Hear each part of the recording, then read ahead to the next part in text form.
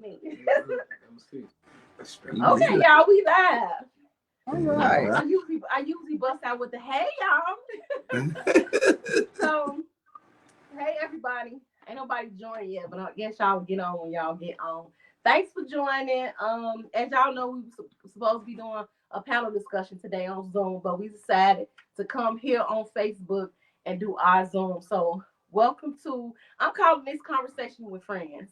I used to go live a lot and interview people and stuff, but today is the day I started back. So I'm gonna call this today Conversation with Friends. Love knows no status. So we have Pastor Curtis here, and we have what's their last name? I can't never say y'all last name right. Ursery. Well, when I was gonna announce y'all, I was in the corner. Curtis, what's their last name again? So I can make sure I say it right. But I have another lovely couple here. So first, we're gonna do our icebreaker.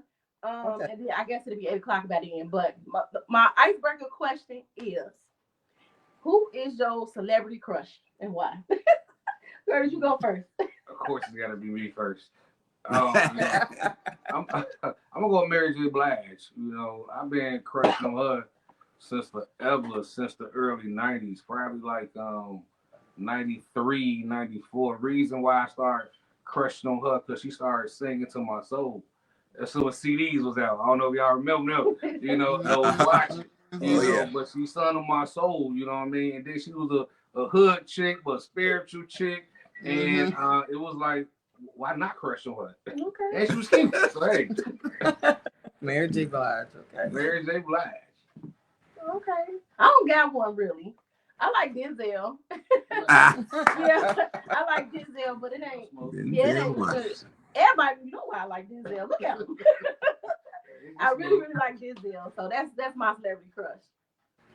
What about y'all? You go first. Nah, she already. I know who she gonna say. This is interesting. Go ahead. I know who she gonna say. No, you don't. Yes, you do. No, you don't. No, I'm talking about for me. No. Oh, Eva Long. No. Who is it? Halle Berry. Oh, Halle Berry. Here we go. Halle Berry. Let's hear about it. I understand. Yeah, ever since she played that role in Catwoman, it's just been something, you know what I'm saying, very special about her. You went like this. Yeah. That was it after that. That deviousness she had, you know what I'm saying, that real sharp thinking, you know, and that walk with her cat suit. Definitely the walk. Makes sense to me. Halle Berry. All right. She played a lot of good movies, though. Yes, Halle Berry, you know, award winner, you know. Yeah. You know, Monster Ball. Yeah, she did an excellent job with Monster Ball. Petty. So petty. Oh, okay. You seen the movie? Oh my God, I did. We gotta watch it together. I ain't see it. Yeah, you gotta watch it. It's just one scene he talking about. Watch the movie. No, it's not that. It's one scene. It's the whole thing and the way it went about and how everything It's a pretty good movie, though. Good movie. Very good movie. Okay. Yeah.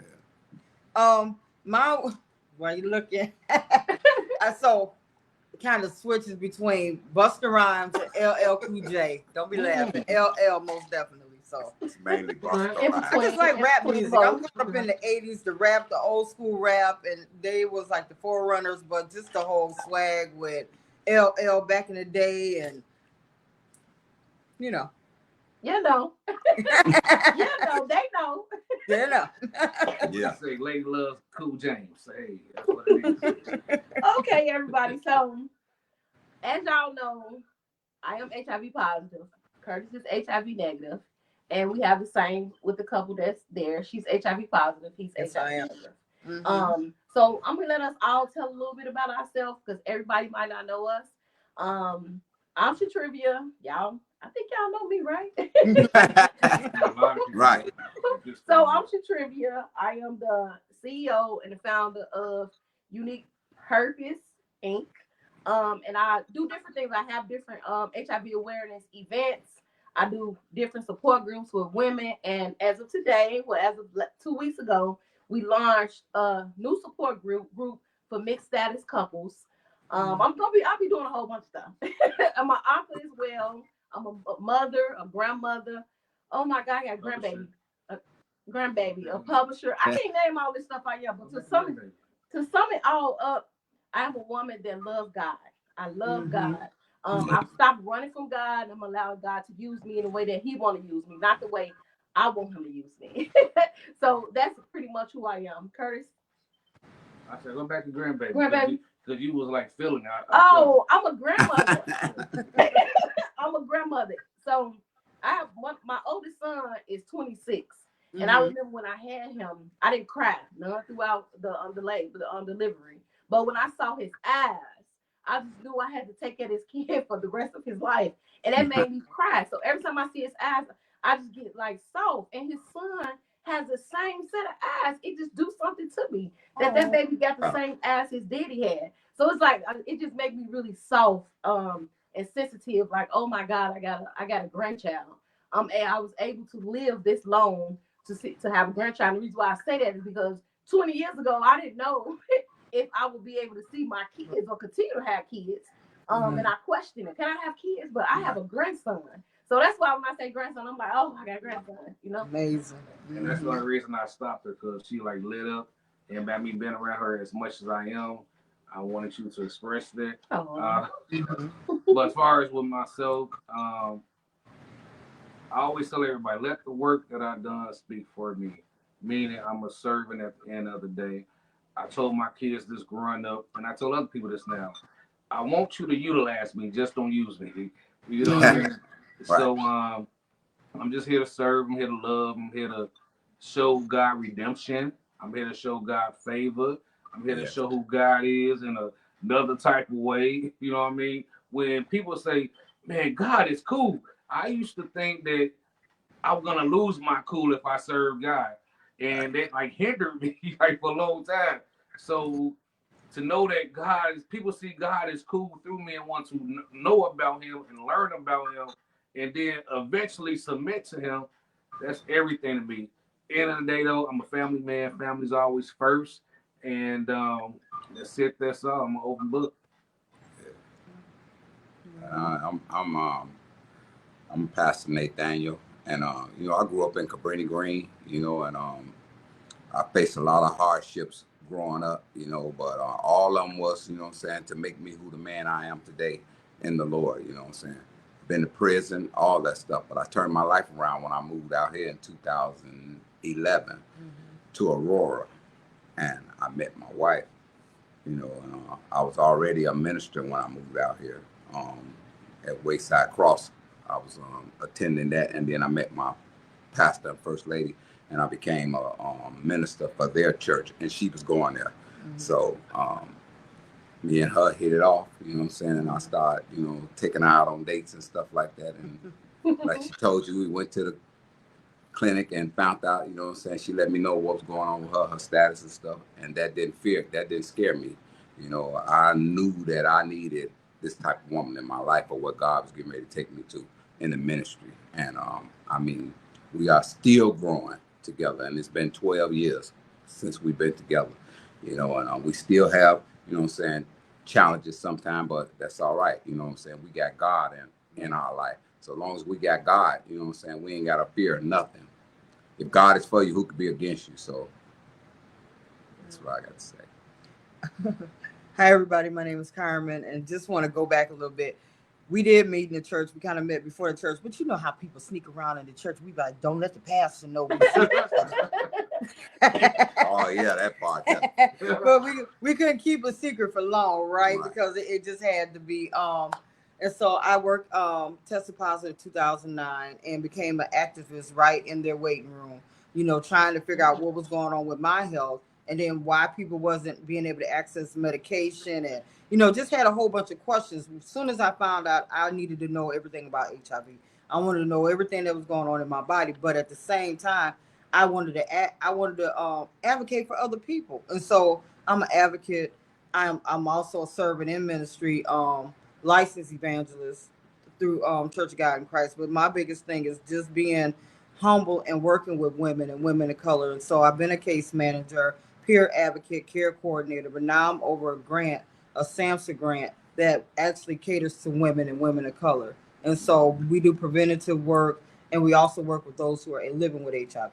So, and the ages for that is 18 to for 18 to 50. Yep. And so, but I love the work I do. I love making wonderful connections like you guys. I'm really just honored to be in the space with you all because of the work and the work that you do. And so just really grateful right now. Mm-hmm. You know, I love the fact that God is in you. It's like so good to me. Just sitting, just thinking about times when I used to be so sad and going through alone, wondering like, God, when is this gonna stop? When is all the things that I'm experiencing going to go away? And now just to be doing these type of things, it's like amazing. It's like really to go from one place to now and just able to look back like you know that it is a God, you know. Because we can sit here and talk about God and everything else and leave HIV alone because that's not even the issue. That's just what got us here, right? So y'all been together for 12 years. I think me and Curtis, we only been together for a year. A year, a few months. Don't small beginnings. Right. I know, that's amazing though, right? It's gonna blow up into something real big. How long it been? Like almost 3 years? 19. I think we first started doing a ministry. Oh, so how did I forget that? So when I first went public with my HIV status, he was like my pastor back then. I don't know what you call it. So I had problems with the church. I left church alone. I started doing church on my own. I was never going back to church. I would read my Bible myself, do my own thing. But by my friend being who she was, and her husband was a pastor, it was like how can I not somewhat feel like he's my pastor a little bit, you know? Right. So when I started going through different things, I would call him. And when I wanted to go public with my status, I actually called him. And I asked him, what did he think about me doing it? And because I didn't want to go, I didn't want to come off being like I said something like being bitter or being upset. So we talked about that. So after I went public with my HIV status on World AIDS Day, the following week we started doing prayer calls. That's how we started working together, doing different things. So we were kind of doing a whole lot together in ministry. That's how it's kind of crazy, like how we play the years later. Unpredictable love. All right. I made full circle, right? Together now. It's crazy. Unpredictable. Who would have thought? Y'all story is amazing to me. You know how your friend, you know, your friend, you know what I'm saying? Unpredictable for real. Yeah. Right. How all three of y'all, you know, connected. You know, that's beautiful. That lets me know how in depth God is. When you say you know the end when you get the beginning, it's like how in depth. I mean, how he connect the dots as we walking it out. It's just it's still mind blowing. It's a God thing. Yeah, we'll miss it if we get in the way. You know, we go to overthinking it and wondering what people might say and how people might respond. We'll miss the mission and the call God has given us, right? You know, so he brought it full circle for you two. You know, one thing I will say because you know I told y'all we just don't talk about other stuff. We can leave these and something else. You know, but one thing I will say is that in the beginning, when we started liking each other, it felt weird. So you dealing with natural and you dealing with spiritual at the same time. So naturally you like, okay, I like him. It's kind of weird. But then spiritually it's like, this makes sense. It makes sense because what we do know is that a relationship ain't all about love. A relationship is more about purpose than it was. It is about love. So I started seeing purpose like, hold on. If this is what God is doing, hold up. So the one thing that made me comfortable with liking him was that I knew that it was purpose in it. It was for God.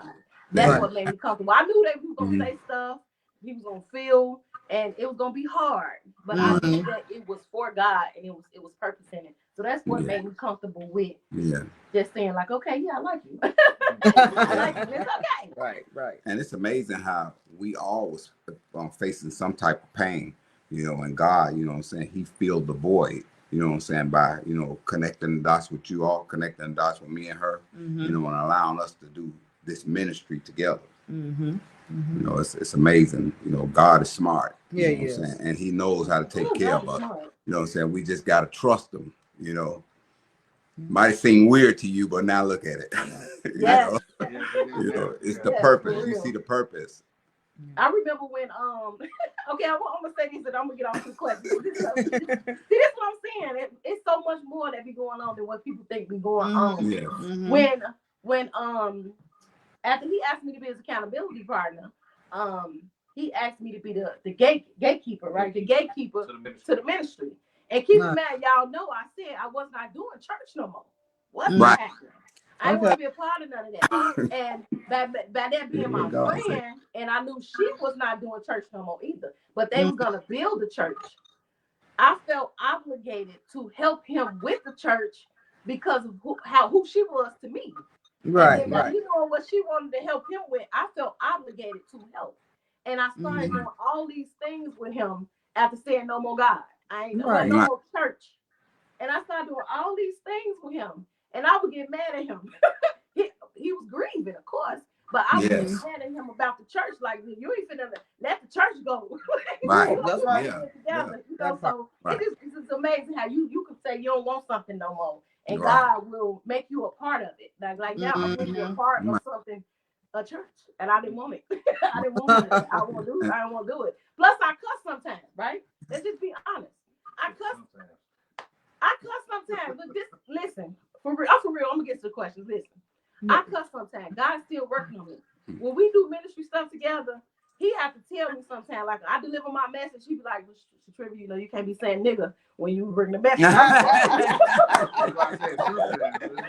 It's a little bit more to say. I like my past. I'm working on it. I'm from the streets too. I'm from the village. Right. You know, nigga in the cuss word. Out west, like so. I'm a cusser, but I've got much better. I don't cuss as much as I used to. God is working on me with it. That's so good. Don't say nigga no more. You said it last night. I said nigga last night. You just said it 3 times now. Curtis, I did. You did. We ain't talking about that yet. Okay, well I don't want to talk about it no more. We're gonna go to the next thing. I'm gonna get in trouble. Okay, y'all. So we're gonna go with our questions. If y'all have any questions, Curtis got his phone, so he'll be able to see if y'all got any questions. Once again, before I do the questions, I keep saying this. This shows y'all right here that it's so much more to be talked about than HIV. So much more. I truly believe that in some cases, God allows so many different things to happen to us. I feel that God allowed HIV to happen to me so that I could be here today. So I could be in the spaces that I am in today so that I can draw the people to me that I draw to me today. Just because of HIV, because I don't have an HIV problem. I have other problems. So we've been on here like 15, 20 minutes just having fun talking about life stuff. You know? Right. This shows you right here how people in relationship with HIV, how we act. We act regular, just like y'all. There's nothing different about us than it is about y'all, other than we just pop a pill every day. Other than that, that's it. So the first question is for the guys. I'm asking y'all questions first. First question is, how did your friends and family respond to you getting in a relationship with a woman that was HIV positive? I'll go ahead. Go first. It was a shocker to a lot of people, family, friends.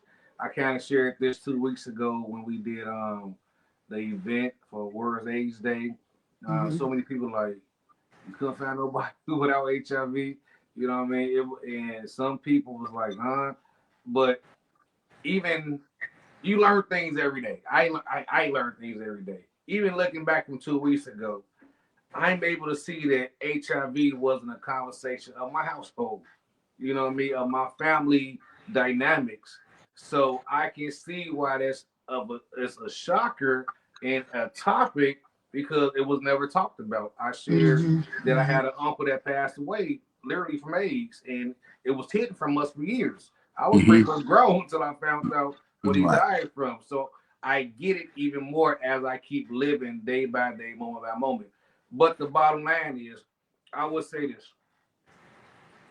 I'm glad that it's a topic of a conversation now, because now it brings awareness. Because it's been happening. This ain't nothing new. It's been happening for years. So now when we talk about it, I'm able to inform and educate. I said 2 different words. Inform, I'm able to share. But some people don't want to be educated. That's the truth we go. But for those that want to be educated, I'm able to actually break down and like, wow, this is what's going on, this, that, and the next. So for me, with my family and friends, overall it's 70-30. I said it before. 70% of my family, Curtis, whatever you doing, I'm riding with you. 30% still scratching their head. You know what I mean? But even with that, this is how God's led my life. Right. So I come to understand we perish for a lack of knowledge.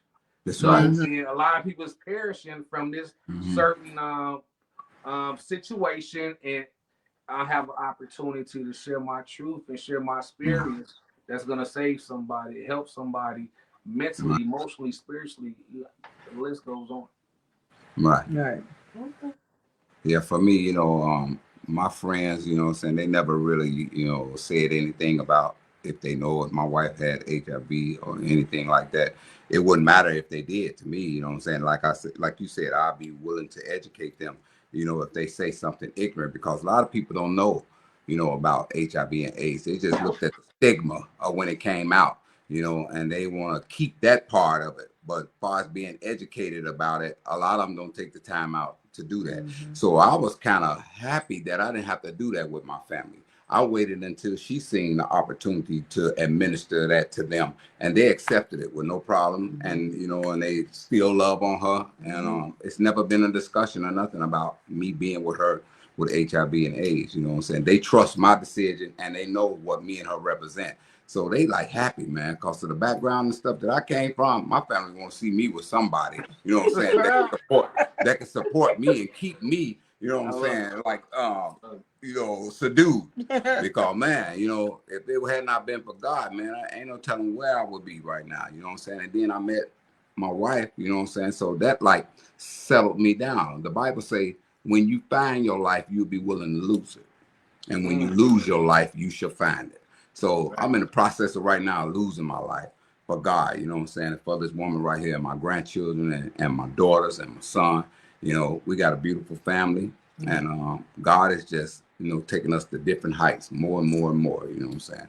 The church, the pulpit is starting to open up to me, and eventually I'll get around, you know what I'm saying, to, our church will let us share stuff, because she want to do something like this and educate people in the church as well. But right now she's more focused on the other opportunities that's open up, like with you all and with her job. So we can start from there. That that's an opening up base for us for the opportunity to be presented in our church. And I'm like you, Curtis, you know what I'm saying, man, it don't matter, you know what I'm saying, what people think. When an opportunity presents itself to be able to educate them, that's what's more important. Because if you listen to what people say, some people can be ignorant and they can say stuff, out of their mouth, like people who grew up with her, you know what I'm saying, and no. But they most of the time show respect for me, but not all of them do. You can hear them mumble stuff, but that stuff don't bother me because I'm confident in what I'm doing and what I got as a wife. Okay. So the next question is going to be for us, the ladies. The ladies in the house. Ladies in the house. Shout out to you, brother, by the way. Excellent state. So what support or feedback have you gotten from the HIV community and families and friends about you being married to a man that's negative, or me dating engaged to a man that's HIV negative? I guess I'll go first. In the beginning, because what you see on my social media now that just happened last week, like people even before I went public with my status, I always was doing some type of entrepreneur job. So I was always doing things. So a lot of people been following me for so long. So then when they saw me, when I said, okay, I'm HIV positive, like, oh my God, you're HIV positive, more supporters. And then I never talked about love on any of my platforms. So originally when I posted a picture about us being in a relationship, everybody just was so happy for me. Like, you deserve to be happy. They just so happy for me. And then like it started happening, like now I'm engaged. And a lot of people that I know is just genuinely happy for me because they know my story. They know what I come from, what I've been through. So they're happy for me. I have not really got nothing negative from it. As far as the HIV community, like I get so many inboxes, text messages with people that's positive, like, because of you now I believe that I can be in a relationship. Yes, you can. You can, which lets me know doing this support group and doing the things that we're doing is needed, because women like us need to know that a man will love you. He will love you. He will publicly see you. He will love you publicly. He will see you and not HIV. So I feel like because I'm public, that's helping so many different people believe in love again. You know? Yeah, true. For me, when I told my mom, because that's who I was the closest to, and when we started dating, she's like, "Did you tell him?" I'm like, "Tell him what?" Because that wasn't really the thing. It was on my, and then it dawned on me. I'm like, "Oh yeah, Ma, I told him." Because I think her concern was when you hear about somebody being in a relationship and they don't disclose their status, what could happen next? And sometimes it don't turn out good, and violence comes because they don't disclose their status. But for me, like when I shared, when we testified, I told them right off the bat, because I didn't want one to experience that you're gonna reject me. You, let's get this out the way, because it ain't meant to be, you know. But if you for me, then I'm gonna give you this information, and we just gonna roll with it and see what happens. So I told them, and that was that with my kids and stuff. All my kids know they're all adults, and one thing I have to reiterate sometimes when talking with people is that I'm positive, he's negative, because they figure like we've been together so long that he's positive, but he's not. He's negative because we're educated, and you know I'm virally suppressed. That means I can't transmit it to him no way, you know. But through conversations, we took care of that conversation about how we was going to go about having sex and making love and all that stuff, you know. And I'm going off on a tangent, but the answer to your question is my family has always been supportive, you know, but they needed to be educated too, most definitely. They needed to be educated just about my status, and then I was able to let them know, hey, he's negative, and it's what it is. I love it. I love that for all of us. I love it for all of us. I truly believe that if more people that was positive had support, a lot of people wouldn't go through a lot of things that they go through that's positive. A lot of people don't have support of their family, of their friends. They just don't have it. Some of them don't have it because they haven't disclosed yet, and some people just don't have that type of community. They just don't. So it's really good that we do have that. So these questions is for us first. We flipped it around a little bit. So this question is, how has your HIV diagnosis impacted your mental health? And what what do you do to cope with it? I'll go first. so I always tell people I don't have an HIV problem. I have a mental problem. Because I just be cracking jokes. Y'all know I told y'all I'm silly. I'm laughing through the whole thing. I'm saying thing right now. I'm laughing through the whole thing. I don't have an HIV problem. I have a mental issue. Sometimes I go through. Sometimes I just be sad for nothing. Sometimes I just wake up and I be like, Curtis, I'm not feeling good. And at first it was scary when we start getting really close, because I'm like, dang, he don't really see. Sometimes I'm just ain't good, you know. Like my kids know like how I get. And they be like, Mom, just stop. You gonna be all right. You know, they redirect me, but Curtis didn't know. So it was hard sometimes. I used to be faking like I was all right all the time. But it started getting better. Like I still suffer from it now. Sometimes I just be sad for no reason. I just wake up and I just feel sad.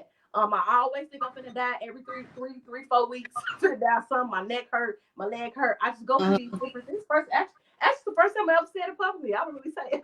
I really don't talk about it publicly. I think it's because I'm not gonna die from HIV, you know. So I be thinking all this other stuff is gonna happen. So I go through things, but what helps me is writing, and what helps me is redirecting my thoughts. The way that I redirect my thoughts is I watch sermons. I just watch sermons. I have not been reading my Bible heavy like I used to, but I'll watch sermons all day. Like as much as I get to the TV, I will watch the sermons. I have Bible plans on my phone. I will just go through different Bible plans on my phone, and doing that helps me redirect my thoughts, because I feel that Satan is trying to attack me through my thoughts. Because if he keep getting in my head, ain't gonna be none of this going on. Right, Exactly. So he exactly. tries to get me through my thoughts. So that's what I do to cope with it. I listen to scriptures now. I tell Curtis when I'm not feeling good. Sometimes even it's so bad. Well, it's getting better, but my kids can feel when something wrong with me. They can text me, Mom, you all right? I'm like, yeah, I'm good. I'm having a bad day, but they know, they can feel it because my kids been with me all the time, so they know, what I go through. But I'm better though, right? I'm better. I asked them right. All right, right? I'm better. That's for you to answer, by the way. No, I am better. I just was playing around. You know I'm playing. Okay, you can ask me the question. Yeah, I think for me, mental health and HIV are on way opposite ends of the spectrum. And so for me, dealing with day-to-day stuff, I am the type of person that I'm a caregiver by nature. And so I take care of a lot of people at work, at home, ministry, children. I always put everybody before me. Where I get my mental breakdown is when I stop tending to myself. And the disconnect, I heard you say, you don't read your word like you used to. When I stop feeding myself spiritually, then I'm all over the place. Trust me, I'm all over the place. If I miss a day with prayer, trust me, he knows it. The next day, everybody on the block might know it because I'm all over the place. But I never really tied the two together because I know if I'm virally suppressed and there's really the virus is not really active in my body, then all this stuff has got an underlying root issue. And there might be some childhood stuff that might come up. There might be some other relationship stuff that happened in the past while I was on the streets that might come up. Things come up and it varies from day to day, even with grief and losing family members, losing my mother, which the anniversary will be in a couple of days. I've been dealing with that. So grief has been the biggest thing on my plate. With mental health, I believe that if I have the word in me and I'm subjecting this mind to the word, then I'm good. The days that I don't, I'm just a mess, a real mess. But tying to HIV and mental health together, I can say when I first tested positive, then I kind of beat myself up and blame myself. When we had other relationship problems, marital problems, I kind of dealt with that too because it's like, okay, it's because I got HIV. But I had to overcome that. I had to overcome that quickly too, because I had to identify myself and get my identity in Christ when we go through stuff. So, yeah, I'm crazy without a cause. Sometimes, right? And then you add menopause in it for us. We got this whole thing that I'm going through. I'm like premenopausal, and I just had a major surgery and hysterectomy, and so I got some chemical imbalance and hormonal imbalance going on, and so he'll be driving me to work in the morning. And I'll be laying on the side of the window by the car. He's like, "Are you okay?" And I'm like, "Yeah, I guess. I don't know, And so, right. I guess I don't know. Right. Okay, so the next question is for the guys. So, how do y'all assist us when we going through our for nothing times? That part. You want to start, Pastor, or you want me to go? Yeah, I go first. Well, one of my ways, I'm saying, I'm a prankster, I'm saying, I'm a jokester, and I started, I'm saying, to do little things to try to cheer up, sing to her, stuff like that, or get silly in front of her. She loves it when I do that stuff. But most important is that when I see a need, I'm saying, I'm gonna put God first. I'm gonna let God be the foundation of what's really necessary. I'm not gonna go too far and plan the games and all that stuff. I'm gonna see what's really needed, and I'm gonna do what's necessary. Stamping God on it. And trusting that God is gonna, see her through. One of the biggest things that blessed me about her is when she dealt with the individual that infected her. She showed this man love. And she educated me about it. And I was able to show this man love and witness to him before he passed away. So that was big for me.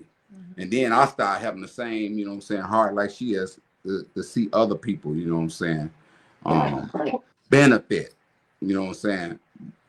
from, having the care, to get the care for having HIV. And and the love that is necessary, because a lot of people are being shunned. A lot of people don't accept people with this. But me and her is different. I don't care what your status is. That's with anybody. I'm still hug you. I'm still be in your face. Trying to do anything I can to encourage you and strengthen you. But my main focus is to put God in it. Because I know that's the key thing. And yeah, she go through some things. I learned how to give her little space. But I'm still tapping into it, saying, "Hey, you okay? You need me." Sometimes you just gotta let them process the stuff. And then when she ready to talk about it, she'll come to me and tell me. And then once I hear her side of what she's going through, we can pray about it. Gotta keep God first.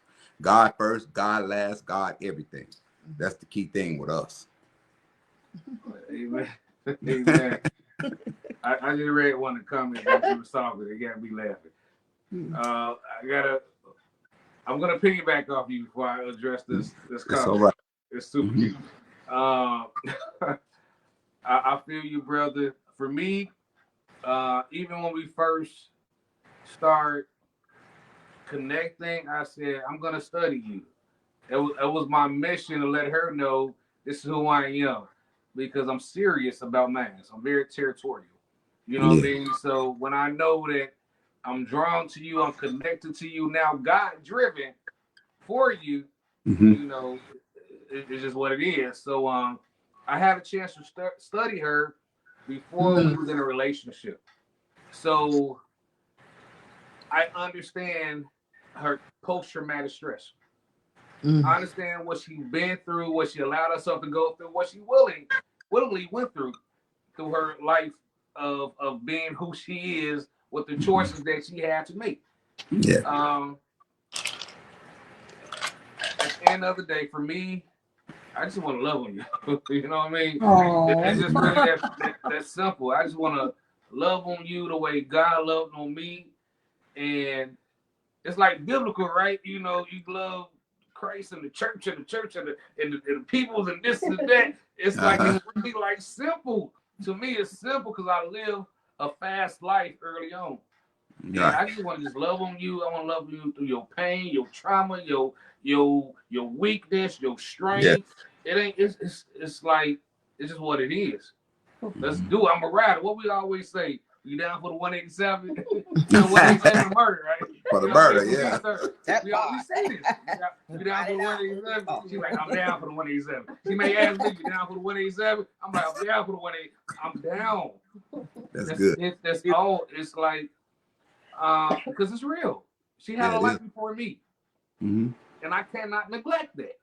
Right. You know what I mean? So if I'm going to love you, I got to love you fully. And I thank God that I'm healed enough to love you. Right. To have patience, tolerance, acceptance, understanding. So with the HIV thing, that's really a minor conversation until it's time to do something like this. Right. You know what I mean? Exactly. So, it's bigger. It's bigger than 3-letter words. It's G-O-D. That's right. Word. Yeah. Right. You know, I want to share this. Really quick. This was so cute to me. Any babies, Christina Jones said, any babies for the soon to be Nugents. I'm 46 years old, Crystal, and I'm done. I'm done with the babies. And no, but we're gonna have so many babies with our projects. Like what we're doing now. We're gonna have so many babies. Right. I don't know if the world gonna be able to keep up. You know what I mean? But give me like 2 minutes. I'm about to fade the black for a second. To trip for your thing. I'll be right back. That's funny. Well, let me answer the question. Ain't no more babies happening. I got too much to do. I want to do a lot of traveling. I want to see some things. I ain't got time to get no babysitters or none of that. It's just not happening. But while Curtis take a little quick break, real quick, I'm gonna tell y'all what happened last month, 2 months ago. So I told Curtis, like, I'm going to the doctor. You want to go with me? This was the first time. He like, yeah, sure, I go to the doctor with you. So he never been to the doctor with me.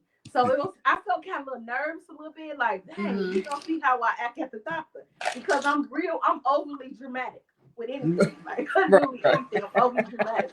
I'm like a 10-year-old when I go to the doctor. Literally, I want candy, I want all that popsicles. All that. So we get to the clinic. So he looked around, he's like, okay. He's like, okay. So we get to the back, and then he just was looking around. I just was sitting there looking at him. It's like it was a regular appointment. It was like it wasn't nothing new, but for him to go to the doctor with me for the first time, it was big for me. You know, it was regular, but it was big for me. So when the doctor came in, I just get to talk to the doctor. I just forgot to introduce Curtis to the doctor. It was so funny. So he kept asking me questions like, so did you take a flu shot? I'm like, I don't remember.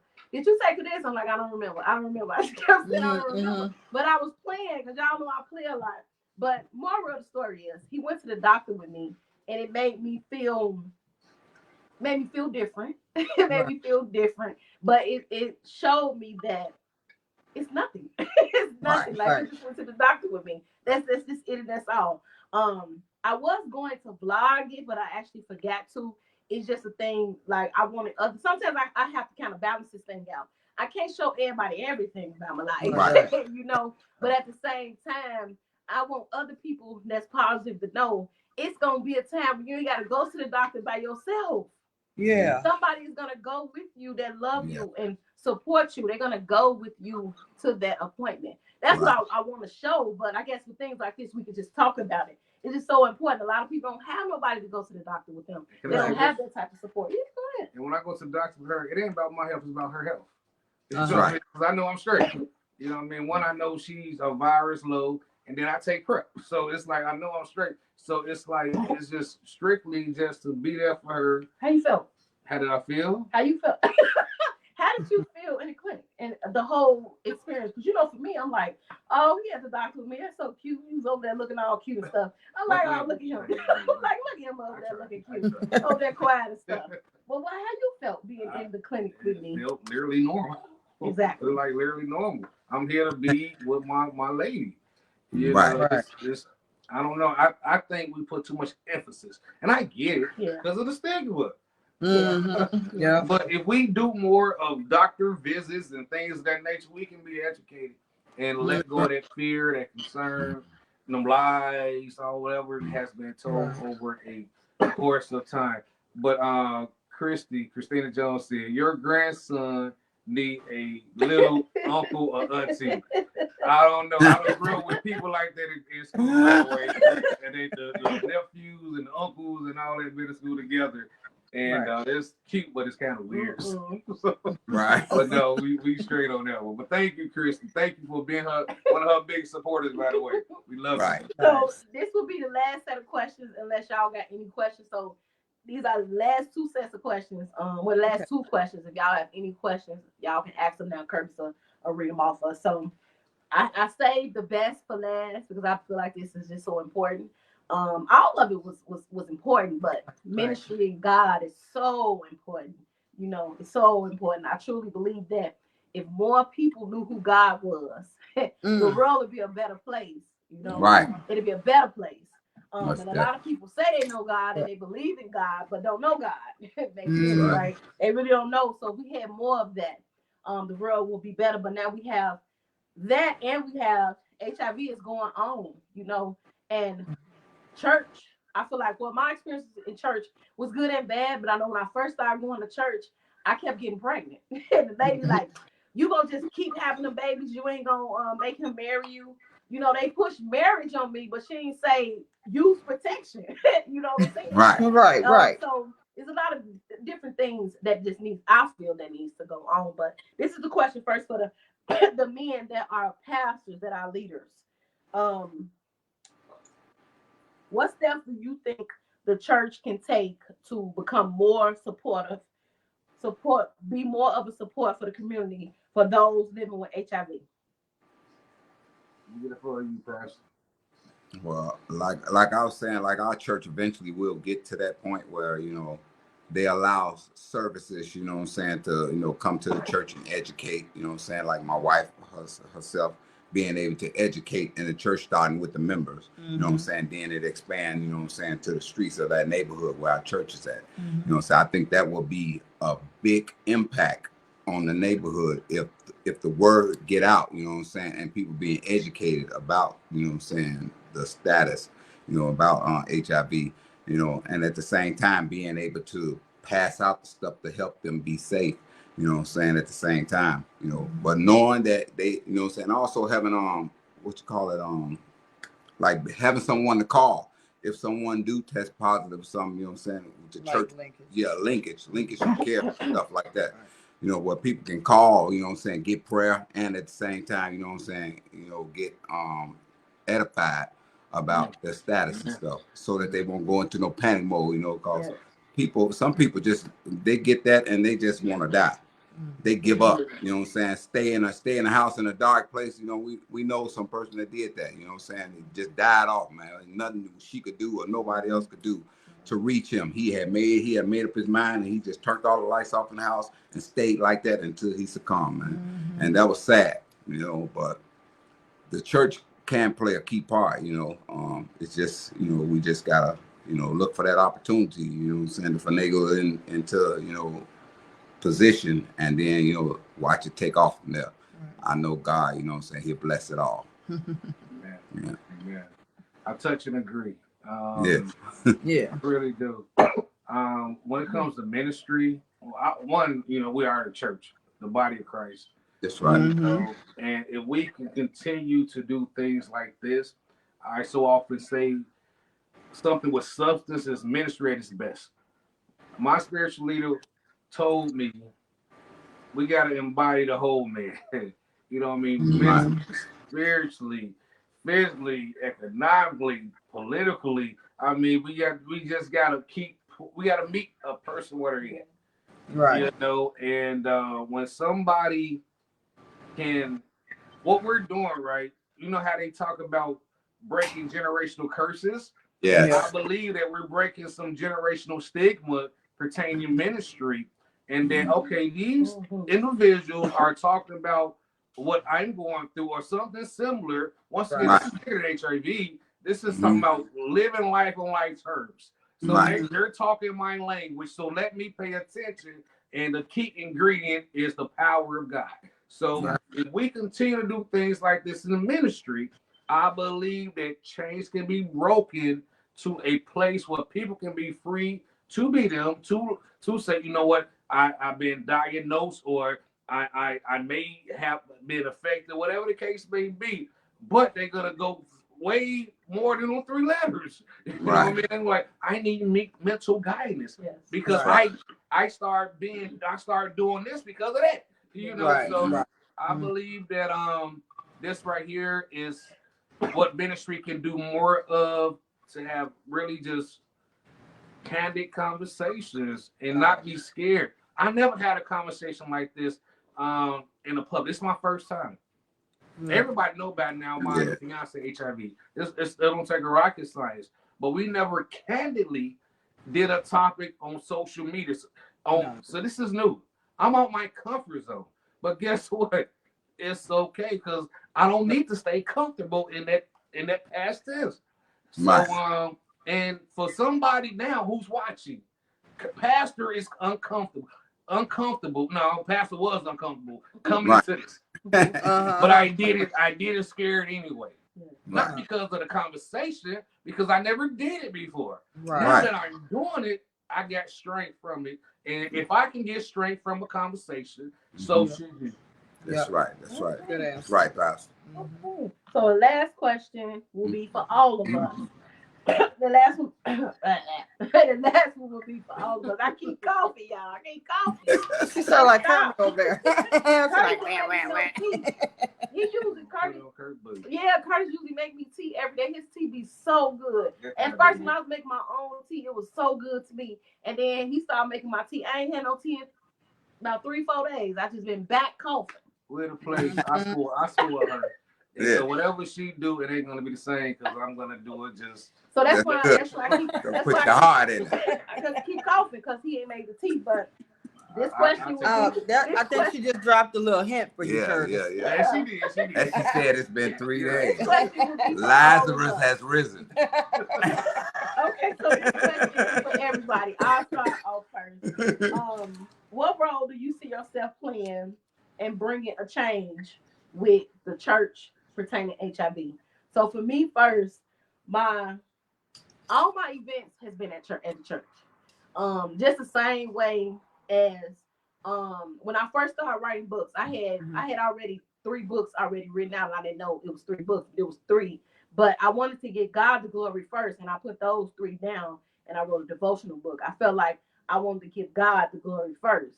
Just like when everybody wanted to interview me, I didn't want to interview with anybody. I wanted to interview with somebody that was spiritual. Curtis actually interviewed me, was the first interview. So my event, the first time I had an event, I wanted to have it at a church. So I had it at a church. And then as time progressed, I did an event for the youth at the church. Nice. And the lady that I have the events at her church, she's absolutely amazing. Anything I want to do, she's always supported. She always have supported, and I created an activity book for the youth. So at my youth event, I gave all the kids books. So the pastor, she invited her youth to come out. I think it was what 19 kids. Right. It was like that event. That was a lot of fun. That was the biggest event I ever had. It was so many kids. They played games. So much fun. The people gave them gifts too. Yep, they got gifts. It was raffles. It was really fun.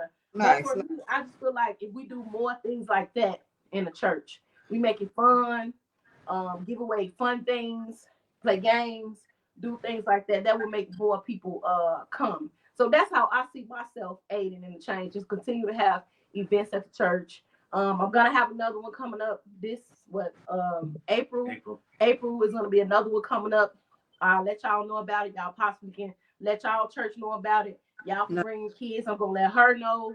They can bring kids.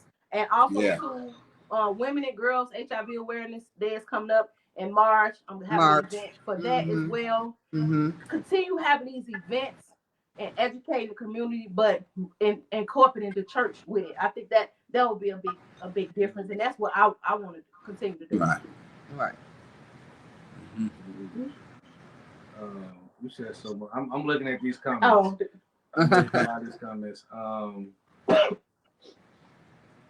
Okay, I'm gonna go to the comments. I'm just gonna share this. The reason why I know God got me here is to bring awareness. Know your status. I cannot stress it enough. The woman of God, visionary, soon to be first lady. She say this all the time. Know your status, and it's important. Please know your status. You don't know what the next person doing. It ain't criticizing your decision of who you choose to be with, but it's so important to know your status because you need to know for health reasons to be able to properly take care of yourself. So I just want to say that we have so many comments. Somebody asked, Katrina Christie, I'm not sure if this was asked. If you could go back and talk to yourself when you first found out that you were positive, what would you? Question mark. This is for Carmen and Tribute. What would you have done when you first found out your status? If you go back and talk to yourself when you first found out when you was positive, what would you have done or said to yourself? Only thing I would have did different was take care of myself mentally. Because I was pregnant, so I went in full mode of trying to take care of the baby. Making sure I was taking my medicine and trying to investigate to figure out is the baby gonna be okay. And then with him being sick, I had to take care of him. I was not taking care of myself. And I missed out on a lot.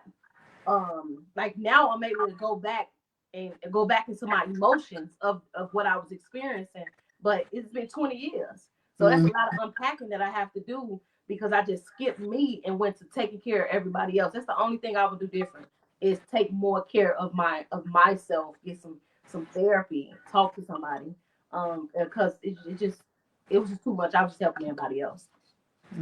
What about you, Carmen? I think I jumped in right away with wanting to know everything about everything and get back and hurry up and get in the community and hurry up and get my life together and hurry up and hurry up and hurry up. And I think it was an oversight with taking care of myself, really taking care of myself, really sitting down and building a firm foundation in God. You know, I was in the church, but I wasn't in the church, so to speak. I was going, but I had given myself and started not reflecting on myself and everything that happened. I started wanting to educate and do this and do that, not really reflecting on all the choices that I made and all the damage that I've done along the way. And so I would say to myself was take it easy and trust God in the process and slow it down just a little bit, you know. But I'm here now, right? And so there's still a healing process in there. Amen. I want to give a shout out to everybody on Facebook right now. Y'all just showing out. We can't. Well, they can't see it, but hearts ain't stopped. I mean, they heart, they liking, they care. I mean, keep going, y'all. Keep going because this is energy that's needed on such a sensitive topic. Keep showing out. I wish y'all could see this right now. This is so beautiful to witness right now. Somebody said, "Friend, you preaching." Okay, here we go. This is from Patrice Pittman. With all of the information that's out here, it's a shame that people choose to remain ignorant and choose to believe a myth about HIV. Mm-hmm. So I would agree. Yeah, me too. I would agree. I agree. Okay. All right, somebody, Dominique Taylor. She said, once a person diagnosed with HIV, we need to have more peer counselors right support them through the process. That's right. Yeah, I agree. That's right. Yes. I think ministries should become ambassadors too for agencies, and they get their members educated, get the leaders educated. So when somebody come in and might have that conversation or have an unprotected sex, and they might not want to get tested, but they're encouraged to get tested. Say, hey, I'll go with you to get this HIV test. I'll be your support. And beginning to the CDPH is doing a program. Actually, the lady you introduced me to, I went to her program, and that's what they're talking about. And it's incentivized, setting up these places in the church and having people come out, your barbers and your salon people that do hair, and teaching them how to be ambassadors and pillars in the community. So when people come in, they can have that conversation. Somebody getting their hair done, they might talk about what they did last night. And that person that's an ambassador doing their hair say, hey, you might want to be tested. You might want to, and if you decide to, I'll go with you. They already have information where they can get tested in their local neighborhood. And so, just educating the congregation, and going back to what my husband was saying about our ministry. When I first went into the ministry, they did allow me to speak, but I had gotten so far away from it in the busyness of life. And so I haven't really shared my story at church. And I'm grateful for you all just to be a part of this and bring it back to my remembrance on the gift. The word says that the gift will make room for you, right? And I would have never seen this as a gift, but it's open. One, it saved my life. It stopped me from being on the streets. Two, it had me to draw closer to God. It restored some relationships. It made me take a look at the damage that I was done. And now it's putting me in arenas where I could live, survive, make a living to pay my rent because I work in the field, but I also can educate and help people in ministry. And so the gift that he gave me, this is my gift. Might not have been a gift for somebody else, but it was what he gave me because he knew it would work for me, has made room for me. And I'm truly grateful. Truly grateful. We keep getting these hurts, y'all. We keep getting these hurts. They love what you're saying. And the last thing I'm going to say pertaining to the comments and questions, the last thing, Crystal Faye Davis, she said, HIV in the church, amen. She said it again. HIV in the church, amen. The knowledge is definitely needed. Yes. So, what more can I say? It's definitely needed in the church. So I guess that leaves the last question. What do you see? What do everybody see themselves doing moving forward in the church to bring a change? Like we can start reaching out to some faith leaders saying, can we come through and host an event? We have an event. Can you guys bring your congregation over? Y'all know I know y'all know all the pastors. Get y'all names y'all. Talk to them. What's y'all missions? Yeah, New Missions. Yeah, we got churches on the west side too that we was once part of New Missions Temple, So I know we can get them involved as well, But one of the key things, I think the children should be, educated, about, safe sex and stuff like that, and HIV, because that generation, if you can get them involved, it'll cut down, the transmission of HIV. You get them educated and get them, practicing safe sex and stuff. I know that'll be a big impact on it not being spread as much. And the event that we had this year for Youth Awareness Day, the kids was participating. Listen, when I say the event was amazing, to see the kids participating, kids in their phone, they doing stuff. They was literally paying attention, asking questions and everything. Like it was amazing. That's how I feel too. I believe that some grown people are set in their ways. They just not gonna use protection. They're gonna sleep with whoever they want to sleep with. That is what it is for some people. we're not going to be able to reach everybody. But these kids, if we That's right. start going to these schools, going to these churches, and educating kids, I truly think that we can definitely decrease the numbers. My activity book, y'all, is off the chain. Yeah. It's so fun. It got all type of activities in it, and it's education at the same time. So they having fun, but they be getting educated about HIV and STIs and STDs and everything. Yeah. So it's absolutely good. That's it. So any other questions? Because we're gonna wrap it up. I ain't know we was gonna be on here this long, but this is good. All right, it's fun. good. I want to thank y'all for joining us. This was basically the launch to what we about to do next year. We're gonna start doing these support groups. Maybe we'll start off with just once a month. So we first just be us, and then start getting more couples. Start trying to do some things. Not only talking about HIV, but we can also talk about God too. Because if you can help somebody understand about where do our strength come from. Us being on here right now, it's not easy for everybody to do this. It takes a God, because it takes the strength from God to do this. And a lot of people be wanting to know, like, how are you so strong to share your story? And now you got your man up there too. Oh yeah. Y'all got y'all man up there too. How did y'all do that? God. You know, that's so good. that'll be another add to it too. Not only helping them with what they're going through with their status, but also helping them in their spiritual life as well. That's right. So thank y'all for joining us. Great. Thank you so much for having us. Thank you so much. Bless you guys. Thank you so much. You want to pray us out, Curtis? Yes. I just want to say you got to know who you are and know whose you are. That's right. I know God then talked about plenty of time throughout this. But before you really know your creator, you got to know what he created in you. Right. That's right. Know what I mean? And know that sex education for me, take PrEP. You know what I mean? Take it. I take it. I got introduced because I am involved with someone with HIV, but I come to get educated. That if they got HIV or not, you don't know who you dealing with. At least I know who I'm dealing with. Amen. So you don't know who you're dealing with. Right. I encourage you to contact us. Google it, because this can very well save you from being a part of the conversation versus viewing the conversation. That's why I'm proud to be a part of this conversation. So let us pray. Amen. Father God, we thank you for this ministry. Thank you for Kingdom. Thank you for reaching those that may have a question, that may have a thought. Thank you for allowing us to put trust back into your word. Just thank you for being God and God alone. In the words of my grandmama, God can do anything but fail. So thank you for not failing on our attempts. That's already humans. So thank you for our attempts to be able to share mixed status, conversation, relationship, thoughts. And I believe that somebody is going to be blessed. So we love you. We thank you in advance. In Jesus' name. Let us all say, Amen. Amen. Y'all don't leave. I'm going to end this, but y'all don't leave. Thank y'all for joining. I'm going to end this, y'all. Thanks so much. All right.